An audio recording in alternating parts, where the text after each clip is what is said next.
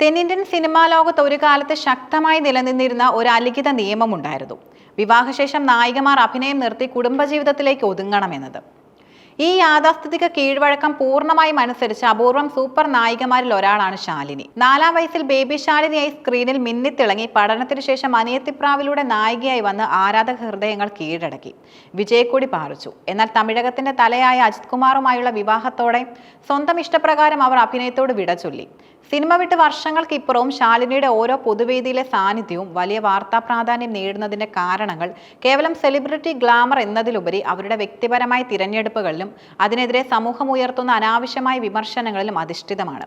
ശാലിനി സിനിമയിൽ നിന്ന് വിട്ടുനിന്ന തീരുമാനം വിവാഹിതരായ നായികമാർക്ക് താരമൂല്യം കുറയുമെന്ന പഴയ ധാരണ നിലനിന്നിരുന്ന ഒരു കാലഘട്ടത്തിൽ ധീരവും എന്നാൽ വ്യക്തിപരവുമായിരുന്നു. പ്രണയവും വിവാഹവും യാതൊരു ഒളിച്ചുവെക്കലും ഇല്ലാതെ തുറന്നു പ്രഖ്യാപിച്ച ശേഷം അജിത് മുൻകൈയെടുത്ത് കരാർ ഒപ്പിട്ട സിനിമകൾ പൂർത്തിയാക്കിയതോടെ ശാലിനി തെന്നിന്ത്യൻ സിനിമയിലെ തിരശ്ശീല താഴ്ത്തി. വർഷങ്ങൾക്കിപ്പുറം അജിത് തന്റെ ഒഴിവു സമയങ്ങൾ യാത്രകൾക്കും കാർ റേസിംഗിനും മാറ്റിവെക്കുമ്പോൾ കുടുംബത്തിന്റെ ചുമതലയും മക്കളുടെ ഉത്തരവാദിത്വവും കൃത്യമായി നിർവഹിക്കുന്നത് ശാലിനിയാണ്. സ്റ്റാർട്ടമില്ലാത്ത എന്നാൽ ശ്രദ്ധേയമായ ഒരു കുടുംബജീവിതം നയിക്കാൻ അവർ തിരഞ്ഞെടുത്തു.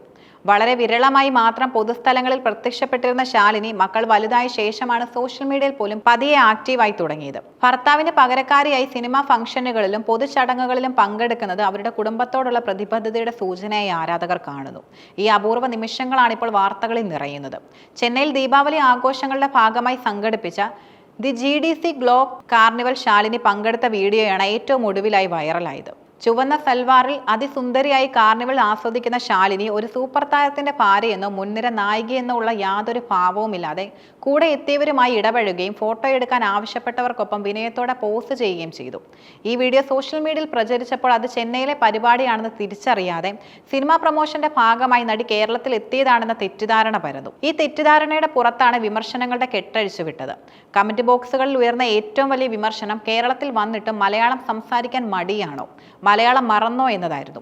ഈ ചോദ്യങ്ങൾ ശാലിനിയുടെ മാതൃഭാഷ സ്നേഹത്തെ പരസ്യമായി വിചാരണ ചെയ്യുന്നതിന് തുല്യമായിരുന്നു. അന്യനാട്ടിൽ ജീവിച്ചാൽ മാതൃഭാഷ മറക്കുമോ, ശാലിനി തന്നെയല്ലേ ഇത് എന്നിങ്ങനെയുള്ള പരിഹാസ കമന്റുകൾ നടി ഒരു സാധാരണ മനുഷ്യജീവിയാണെന്ന വസ്തുത പോലും മറന്നുകൊണ്ടുള്ളതായിരുന്നു. ശാലിനിയെ വിമർശിച്ചവർക്ക് മറുപടിയായി രംഗത്തെത്തിയ ആരാധകരുടെ പ്രതികരണം ഓൺലൈൻ സംസ്കാരത്തിലെ അനാവശ്യമായ താരവിമർശനങ്ങളെ തുറന്നുകാട്ടി. നടി സംസാരിക്കുന്ന സന്ദർഭം പോലും പരിഗണിക്കാതെ വിമർശിക്കുന്നത് ശരിയല്ലെന്നും അവർ ചൂണ്ടിക്കാട്ടി. ഇംഗ്ലീഷിൽ ചോദ്യങ്ങൾ ചോദിച്ചവരോട് അതേ ഭാഷയിൽ മറുപടി നൽകുന്നത് മര്യാദയുടെ ഭാഗമാണ്, അതിനെ അഹങ്കാരമായി കാണരുത് എന്ന പ്രതിരോധം ശക്തമായിരുന്നു. ഒരു സമയത്ത് തെന്നിന്ത്യ ഭരിച്ചിരുന്ന നടിയാണെന്നോ സൂപ്പർ താരത്തിന്റെ പത്നിയാണെന്നോ ഉള്ള ജാട കാണിക്കാതെ ഫോട്ടോ ചോദിച്ച എല്ലാവർക്കുമൊപ്പം നിന്ന് ചിരിച്ച് പോസ്റ്റ് ചെയ്ത ശാലിനിയുടെ വിനയം വിമർശകർ കണ്ടില്ലെന്ന് നടിച്ചു. വ്യക്തിപരമായി പരിഗണനകൾ മറന്ന് പൊതുജനങ്ങളോട് ഇടപഴകിയതിനെ അഭിനന്ദിക്കുന്നതിന് പകരം ഭാഷയുടെ പേരിൽ വിമർശനം ഉന്നയിച്ചത് മലയാളികൾക്കിടയിലെ സങ്കുചിത ചിന്തയുടെ ഒരു പ്രതിഫലനമായി വിലയിരുത്താവുന്നതാണ്. ചർച്ചകൾക്കിടയിൽ 45-ലും ശാലിനി നിലനിർത്തുന്ന സൗന്ദര്യത്തെക്കുറിച്ചും പരാമർശങ്ങൾ ഉയർന്നു. എന്നാൽ മുഖം മെലിഞ്ഞതിനാൽ ഇത് ശാലിനി തന്നെയാണോ അതോ സഹോദരി ശ്യാമിലിയാണോ എന്ന കൺഫ്യൂഷൻ പോലും ചിലർ പ്രകടിപ്പിച്ചു. ഒരു സെലിബ്രിറ്റിയുടെ രൂപമാറ്റങ്ങളെ പോലും പൊതുവിടത്തിലെ ചർച്ചാ വിഷയമാക്കുന്ന പ്രവണത താരങ്ങളുടെ സ്വകാര്യതയിലേക്കുള്ള അനാവശ്യമായ കടന്നുകയറ്റമാണ്. വർഷങ്ങളോളം സിനിമയിൽ നിന്ന് വിട്ടുനിന്ന ഒരു വ്യക്തി പൊതുവേദിയിൽ എത്തുമ്പോൾ അവരുടെ പഴയ രൂപത്തെ താരതമ്യം ചെയ്യുകയും വ്യക്തിപരമായ തിരഞ്ഞെടുപ്പുകളെ വിമർശിക്കുകയും ചെയ്യുന്നത് സോഷ്യൽ മീഡിയയുടെ മോശം പ്രവണതയാണ്. വിവാഹശേഷം കരിയർ ഉപേക്ഷിച്ച് പോയെങ്കിലും ശാലിനി എന്ന കലാകാരി ഇന്നും തെന്നിന്ത്യൻ സിനിമയുടെ ഓർമ്മകളിൽ ജീവിക്കുന്നു. അവരുടെ ഓരോ നീക്കവും വാർത്തയാവുന്നു.